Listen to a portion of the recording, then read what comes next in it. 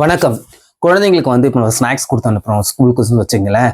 அது வந்து வெரைட்டியாக கொடுக்கணும், ரொம்ப ஸ்டைலிஷாக கொடுக்கணுன்ட்டு ஏதோ ஒரு விஷயத்த வந்து குழந்தைங்களுக்கு கொடுத்தா போதும்னு அனுப்புறோம்ல.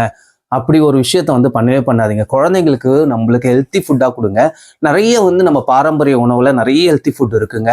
நே நேச்சுரலாக பார்த்தீங்கன்னா வச்சுக்கோங்க, நிறைய இந்த கடலைங்களை எடுத்துக்கிட்டாங்க வச்சுக்கோங்க, நிறைய உணவு இருக்குது. அதில் இந்த பர்பி இந்த மாதிரி கடலை மிட்டாயின்னுட்டு நிறைய இருக்குது. அதுக்கு இல்லாமல் இந்த நீங்கள் பயிர் வகைங்களை வந்து நைட்டு ஊற வச்சு காலையில் வந்து ஒரு அவிச்சு அதை பாயில் பண்ணி கொடுத்தீங்கனாலே குழந்தைங்களுக்கு நிறைய ப்ரோட்டீன் இருக்குது. அந்த குழந்தைங்க வந்து முதல் ஸ்டார்டிங்கில் வந்து கஷ்டப்படுவாங்க எடுத்துகிட்டு போகிறதுக்கு. அந்த டேஸ்ட் பிடிச்சிச்சுன்னா அது என்ன பண்ணுவாங்க, அதே வேணும்னு கேட்க ஆரம்பிச்சிருவாங்க. ஸோ அதுக்கு குழந்தைங்களுக்கு ஏற்ற மாதிரி தானியங்களை ஊற வச்சு நீங்கள் அதை எடுத்து கொடுத்தது நமக்கு கொஞ்சம் சிரமமாக இருக்கும்.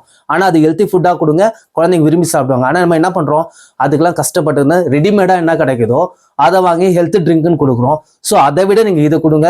சீப் அண்ட் பெஸ்ட்டு, குழந்தைங்க நம்ம ஹெல்த்தியாக இருப்பாங்க, குழந்தைங்களுக்கும் ஆரோக்கியமான உணவாக இருக்குங்க. ஓகேங்களா? தேங்க்யூ.